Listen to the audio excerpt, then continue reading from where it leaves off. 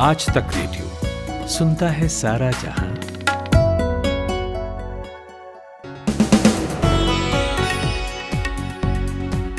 नमस्कार, आदाब। दिन है गुरुवार, तारीख है 5 अगस्त। मेरा नाम है जमशेद कमर सिद्दीकी और ये है आज तक रेडियो का खास डेली न्यूज एनालिसिस पॉडकास्ट दिन भर। यहाँ हम आपको सिर्फ खबर सुनाते नहीं बल्कि समझाते भी हैं और करते हैं बड़ी और ज़रूरी खबरों का सटीक विश्लेषण बिना किसी शोर शराबे और हंगामे के। तो अगर दिलचस्पी है आपको खबरों की जानकारी में तो आप बिल्कुल सही दरवाजे पर आए हैं। तो आज किन खबरों पर बात होगी? सबसे पहले बात करेंगे ओबीसी रिजर्वेशन की पॉलिटिक्स पर और बताएंगे कि मोदी सरकार ने ओबीसी रिजर्वेशन पर राज्यों को मिले अधिकार को बहाल करने के लिए अब संसद का रास्ता किस तरह चुना है और इसका क्या असर होगा, ये भी आपको बताएंगे। उसके बाद चलेंगे कश्मीर और बात करेंगे आज तक रेडियो रिपोर्टर अशरफ वानी से और जानेंगे कि आर्टिकल 370 को खत्म हुए आज 2 साल पूरे हो गए हैं, तो इन 2 सालों में कश्मीर में क्या बदला। और फिर आपको बताएंगे India today data intelligence unit की एक ताज़ा रिपोर्ट की, जिसमें एनएसएसओ के आंकड़ों की बुनियाद पर बताया गया है कि कोविड काल में कैसे रोजमर्रा के जरूरी सामान के दाम 30% तक बढ़ गए। और फिर चलेंगे टोक्यो ओलंपिक की गली में और जानेंगे कि भारतीय पुरुष हॉकी टीम के इतिहास रचने के बाद कैसा चल रहा है आज का दिन। होगा ये सब, लेकिन सबसे पहले चलते हैं हमारी दोस्त खुशबू के पास जो दिन भर की हेडलाइंस के साथ तैयार हैं। जी खुशबू। पश्चिम बंगाल के मुख्यमंत्री ममता बनर्जी ने आज केंद्र सरकार की वैक्सीन पॉलिसी पर दूसरी बार सवाल उठाए। केंद्र पर निशाना साधते हुए दीदी ने कहा कि बंगाल को बाकी राज्यों के मुकाबले कम वैक्सीन सप्लाई की जा रही है। पेगासस जासूसी कांड और महंगाई के मुद्दे पर यूथ कांग्रेस ने आज संसद के बाहर प्रदर्शन किया। हजारों कार्यकर्ता संसद का घेराव करने पहुंचे। इन्हें रोकने के लिए पुलिस ने वाटर कैनन से पानी की बौछारें भी की। प्रदर्शन में राहुल गांधी भी शामिल हुए। असम और मिजोरम की राज्य सरकारों ने 5 अगस्त को जॉइंट स्टेटमेंट जारी करते हुए कहा है कि वह केंद्रीय गृह मंत्रालय और दोनों राज्यों के मुख्यमंत्रियों द्वारा मौजूदा सीमा विवाद पर उठाए गए कदमों को आगे बढ़ाने के लिए सहमत है और बातचीत के माध्यम से विवाद का स्थायी समाधान खोजने की कोशिश करेंगे। वहीं मिजोरम सरकार ने पहली बार असम के 6 पुलिसकर्मियों की मौत पर खेद व्यक्त किया है, जबकि असम सरकार में मंत्री अतुल बोरा ने कहा है कि सरकार मिजोरम की यात्रा के खिलाफ जारी ट्रैवल एडवाइजरी को रद्द कर देगी। वोडाफोन और केयर एनर्जी जैसी कंपनियों के साथ जिस रेट्रोस्पेक्टिव टैक्स को लेकर सरकार का विवाद हुआ था, उसे अब सरकार खत्म करने जा रही है। बताया गया है कि सरकार ने तमाम पहलुओं पर विचार करने के बाद इस विवादास्पद टैक्स कानून को रद्द करने का फैसला लिया है। भारतीय शेयर बाजार की तेजी चौथे दिन भी जारी रही है। 3 दिनों में सेंसेक्स में 1700 से ज्यादा अंकों की तेजी ने इसे 54,365 के पार पहुंचा दिया। दरअसल फंड मैनेजर्स का ऐसा मानना है कि कोविड-19 का असर कम होने और अर्थव्यवस्था के खुलने से बाजार पर तेजी का असर दिख रहा है। अफगानिस्तान के सुरक्षा बलों ने पिछले 24 घंटे में 303 तालिबान आतंकियों को मार गिराया है, जबकि 125 घायल हुए हैं। रक्षा मंत्रालय ने बताया है कि अफगान राष्ट्रीय सुरक्षा बलों ने नंगरहार, लंगमन, गजनी, पत्तिका, कंधार और भी कई प्रांतों में अभियान चलाया। वायुसेना ने गुरुवार को बल्ख प्रांत के दहदादी जिले में भी कार्रवाई की। इन हमलों में दहशतगर्दों के कई ठिकाने भी ध्वस्त कर दिए गए हैं। और भारत इंग्लैंड के बीच ट्रेंट ब्रिज में 5 टेस्ट की सीरीज के पहले मैच के दूसरे दिन का खेल जारी है। दूसरे सेशन में भारत ने 4 विकेट गंवाकर 120 रन बनाए हैं। फिलहाल लोकेश राहुल और ऋषभ पंत क्रीज पर हैं। इंग्लैंड के 183 रन के जवाब में भारतीय टीम अभी 70+ रन पीछे है। राहुल ने 12वीं टेस्ट 50 लगाई। आप सुन रहे हैं आज तक रेडियो। एक फिल्म थी आरक्षण, आपको याद होगी, 2011 में आई थी, प्रकाश झा ने बनाई थी। उसका एक डायलॉग था कि इंटेलिजेंस और परफॉर्मेंस बैकग्राउंड की मोहताज नहीं होती। और इसी फिल्म का एक और डायलॉग था कि आरक्षण खैरात नहीं, हमारा हक है। इन 2 संवाद की तरह ही हमारे समाज में भी दोनों तरह की धारणाएं हैं, लेकिन बुनियादी बात यह है कि इन धारणाओं से इतर संविधान इसकी पुरजोर वकालत करता है और उसी वकालत के साथ नत्थी है ये कंसर्न्स कि किसे आरक्षण मिलेगा और किसे नहीं। हम जानते हैं कि SC/ST को पहले से आरक्षण मिलता रहा था, OBC को आरक्षण मिला मंडल आयोग लागू होने के बाद, लेकिन OBC में कौन सी जातियां शामिल होंगी और कौन सी नहीं, इस मसले पर लगातार तकरार मची रहती है और सिर्फ लोगों के स्तर पर नहीं बल्कि सरकारों के बीच भी क्लियर नहीं है। लिहाजा स्टेट का अपना कास्ट लिस्ट है और यूनियन का अपना।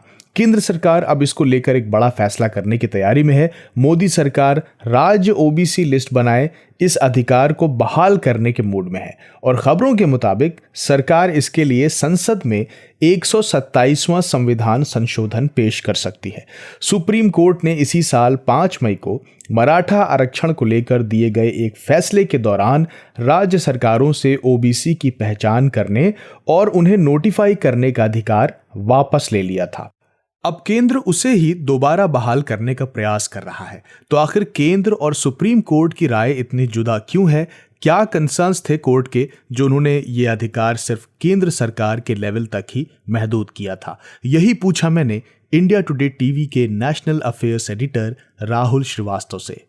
देखिए, किसी मामले को कोर्ट जो है वो किसी मामले पे किसी कानून का जो अध्ययन करना और उस पर आदेश देना सुप्रीम कोर्ट की पावर में आता है। यही लेजिस्लेचर और सुप्रीम कोर्ट का डिवीजन ऑफ वर्क है, यानी जो उनके हक और हुकूक हैं संविधान में लिखे हुए, उसके तहत कोर्ट सरकारों के, राज्य सरकारों के या केंद्र सरकार द्वारा बनाए हुए कानूनों को देख सकता है, उन पर आदेशित कर सकता है। लेकिन पार्लियामेंट को यह हक मिला हुआ है कि वो अगर सुप्रीम कोर्ट का कोई ऑर्डर ऐसा आता है कि जो कि उनको लगता है कि उस पर कानून जरूरी है, तो पार्लियामेंट के पास ये शक्ति है कि उस सुप्रीम कोर्ट के ऑर्डर के खिलाफ जाते हुए या उस कोर्ट के ऑर्डर को अमेंड करते हुए वो एक कानून बना सकती है। सरकार जो है वो सुप्रीम कोर्ट के आदेशों के खिलाफ, पार्लियामेंट खिलाफ जाने की जगह वो उस मामले चीज को एब्सेंस ऑफ लॉ यानी कानूनन दृष्टि से एक नया कानून बना करके राज्य सरकारों को यह ताकत दे देगी कि किस तरह से राज्य सरकार भी तय कर सकते हैं कि कौन जातियां ऐसी हैं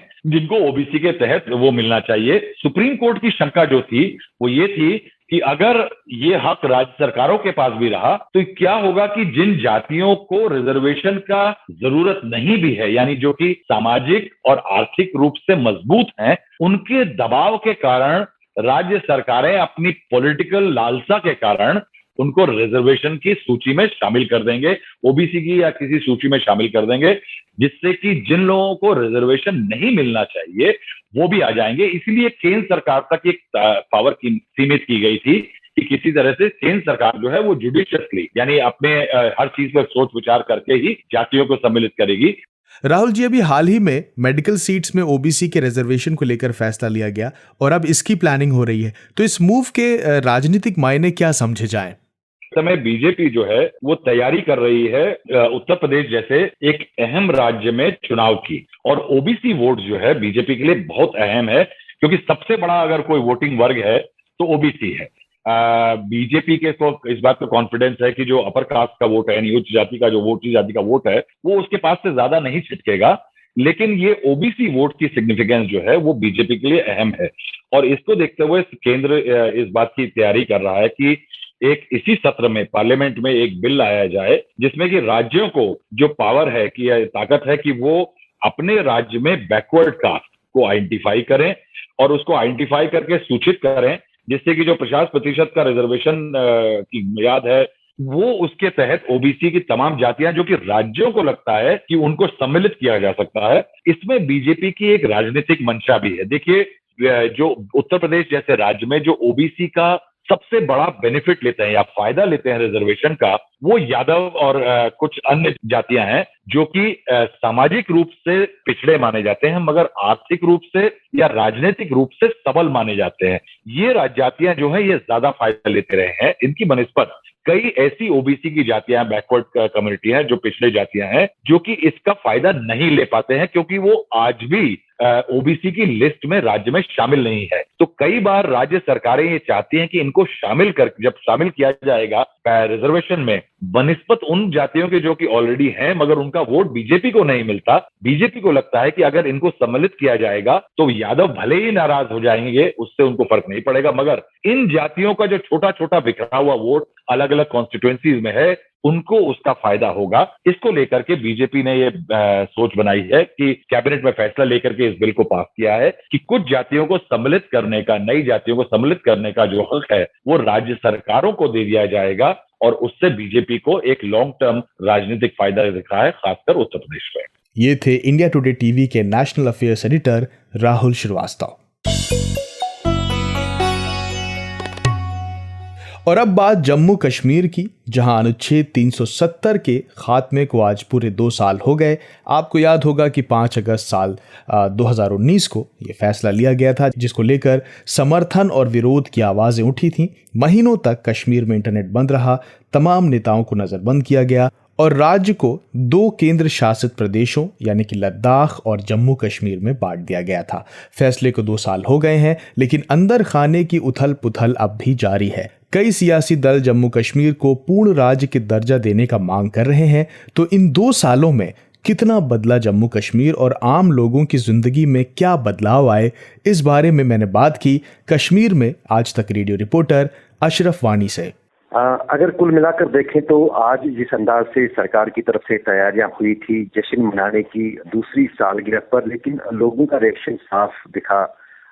कश्मीर के अलग अलग इलाकों में, भले ही जम्मू के कुछ इलाकों में बीजेपी की तरफ से तिरंगा यात्रा निकाली गई हो या फिर कई जगहों पर जो है खुशी मनाई गई हो, लेकिन कश्मीर में आमतौर से लोगों का जो इस फैसले को लेकर जो असहमति है वो साफ दिखी। दरअसल श्रीनगर शहर के कई इलाकों में जो है हड़ताल आज रहा, उसका आह्वान जो है अलगाववादी नेताओं ने भी किया था और पीपल्स डेमोक्रेटिक पार्टी जो कि जम्मू कश्मीर की एक राजनीतिक दल है उसने इसका आह्वान किया था। जो गुपकार अलायंस बना था जम्मू कश्मीर में, उन्होंने भी एक स्टेटमेंट कल शाम को जारी किया था जिसमें उन्होंने 370 हटाने को लेकर जिस अंदाज से इस गठबंधन का विरोध शुरू से रहा है उसको बरकरार रखा है। तो पिछले 2 साल की बात अगर करें तो जब अनुच्छेद 370 हटा था 5 अगस्त 2019 को, तो दुनिया को मालूम है कि उस दिन प्रधानमंत्री ने खुद जो है संसद में खड़ा होकर ये कहा था कि अगर 70 साल तक अनुच्छेद 370 रहा और कश्मीर में कुछ बदला नहीं, लेकिन मुझे पहले तो 4 महीने की बात हुई थी, फिर 7 महीने की बात हुई थी, 7 महीने में जम्मू कश्मीर की काया पलट हो जाएगी, लेकिन ऐसा जमीन पर कुछ दिखा नहीं। हालात में कुछ बेहतरी नहीं दिखी अगर आम लोगों के जनजीवन को देखें। दरअसल जब अनुच्छेद 370 हटा था कई महीनों तक जम्मू कश्मीर बंद रहा, लॉकडाउन रहा, उसके बाद इंटरनेट सेवाएं बंद रही और टेलीफोन सुविधाएं बंद रही। जब वो दौर खत्म हुआ तो उसके बाद कोरोना वायरस के कारण जो है लॉकडाउन और बढ़ाया गया। 2 साल हो गए हैं जम्मू कश्मीर में, अभी तक एक भी बार स्कूल, कॉलेज या यूनिवर्सिटियां नहीं खुल पाई हैं। बच्चे जो हैं वो घरों के भीतर हैं। पर्यटन पे असर पड़ा है पहले अनुच्छेद 370 हटने के बाद और उसके बाद जो कोरोना वायरस है।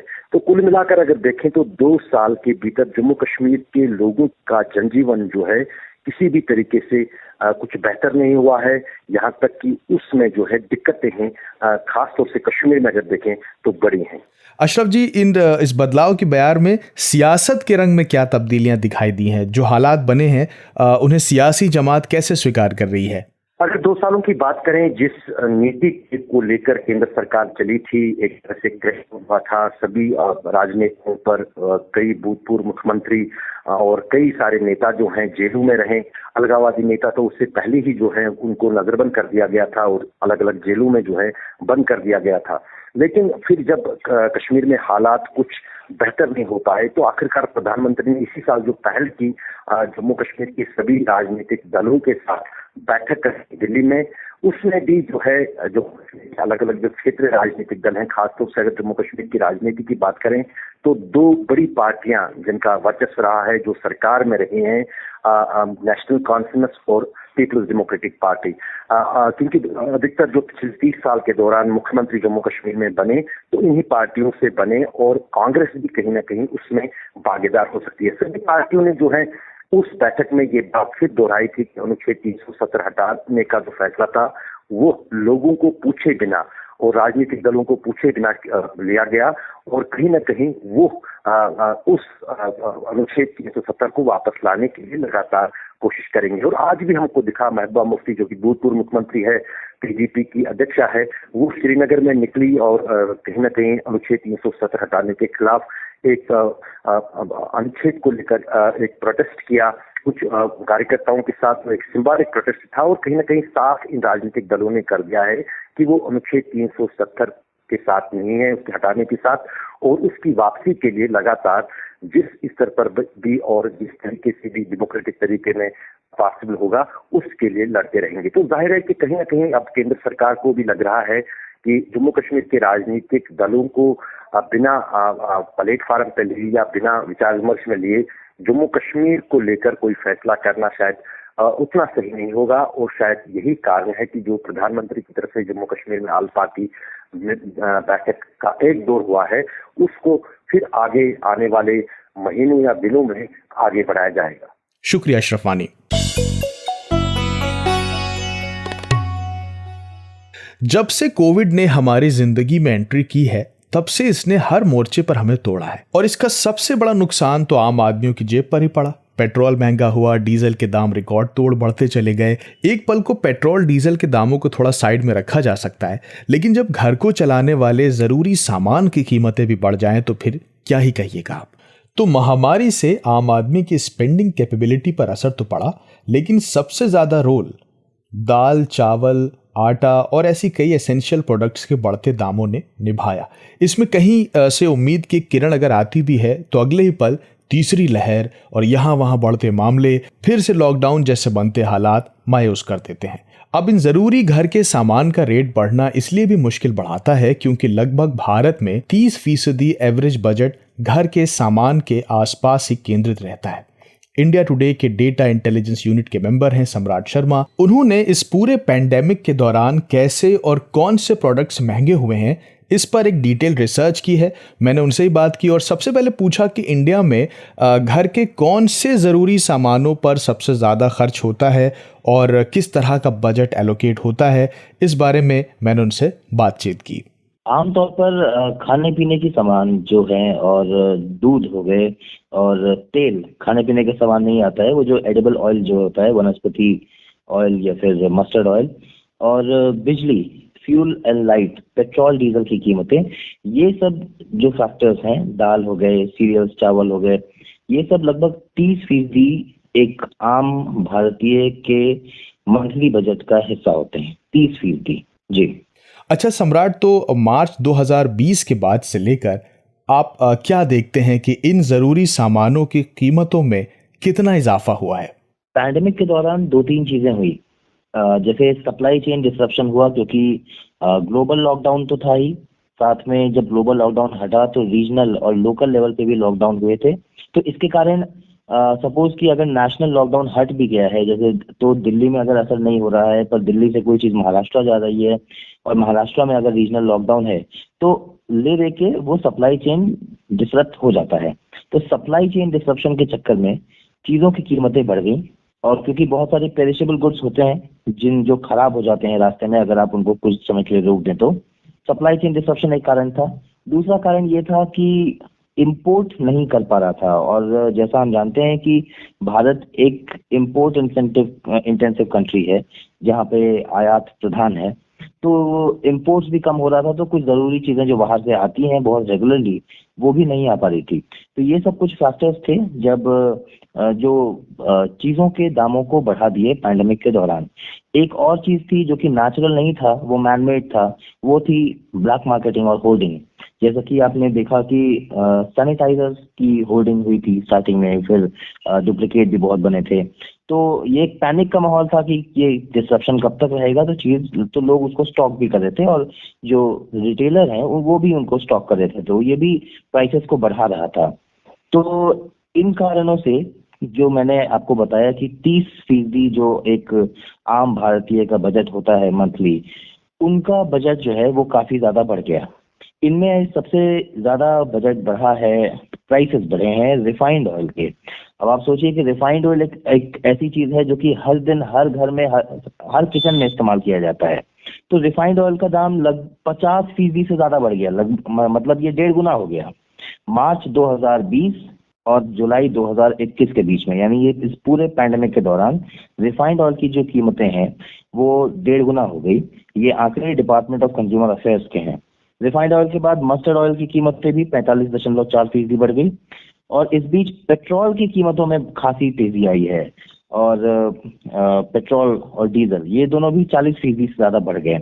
अरहर दाल की बात करें जो कि बहुत ज्यादा मतलब it's one of the main constituents of Indian platter, अरहर दाल की कीमतें भी 21% बढ़ गई। दूध 7.4% महंगा हो गया और चावल 6.1% महंगा हो गया।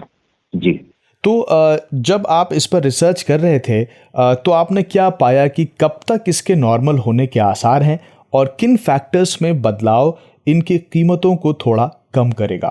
रिजर्व बैंक ऑफ इंडिया का भी मानना है कि इन कीमतों को वापस अपने बेस पे आने के लिए कुछ साल का इंतजार करना पड़ेगा, क्योंकि पैंडेमिक के दौरान इनमें खासी तेजी आई है। मेरे हिसाब से अगर आप पूछें कि ये कीमतों का आगे कैसा रहेगा, तो ये पूरी तरह से सप्लाई चेन पे डिपेंड करता है और एक पॉसिबल थर्ड वेव जो कहा जा रहा है उसको भी मद्देनजर रख के ये चीजें होंगी। अगर थर्ड वेव आ जाता है तो ये अभी इन्फ्लेटेड फिगर्स आगे भी बरकरार रहेंगे, पर अगर सप्लाई चेन डिसरप्शन अभी से 4 महीने या 5 महीने बाद बिल्कुल नॉर्मलसी की तरफ आता है तो फिर ये कीमतें थोड़ी कम होने की संभावनाएं हैं। क्योंकि कीमतों का ऐसा है कि इंडस्ट्री जब तक पूरी तरह से वापस बैक टू बेसिक्स पे नहीं आएंगी तब तक तो कीमतों को इन्फ्लेटेड रहने की संभावना है, बरकरार ही रहेंगी। जानकारी के लिए बहुत बहुत शुक्रिया सम्राट शर्मा।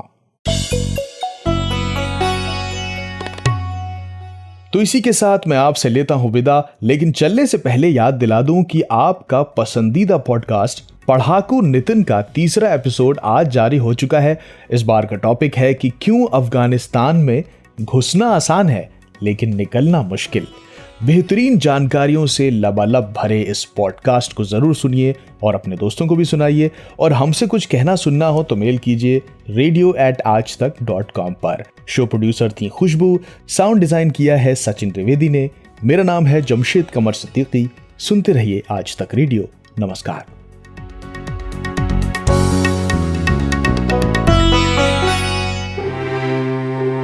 भाषा के ग्रामर से मिले कब, क्यों, कैसे, कहां, किसने, ये ऐसे शब्द हैं जो सेंटेंस में जुड़ जाएं तो उसे सवाल बना देते हैं। और सवालों के बारे में आइंस्टीन ने कहा था, the important thing my friend is not to stop questioning. मैं हूं नितिन ठाकुर और लेकर आया हूं एक ऐसा पॉडकास्ट जिसमें हम हर टॉपिक का रेशा रेशा खुलने तक सवाल पूछने से थकते नहीं।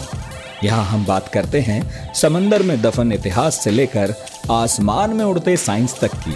तो हर गुरुवार मेरी दुकान पर मिलेगा 4 किताबों के बराबर ज्ञान। आज तक रेडियो पर पढ़ाकू नितिन में। हमारी वेबसाइट के अलावा एप्पल पॉडकास्ट, गूगल पॉडकास्ट और स्पॉटिफाई पर भी।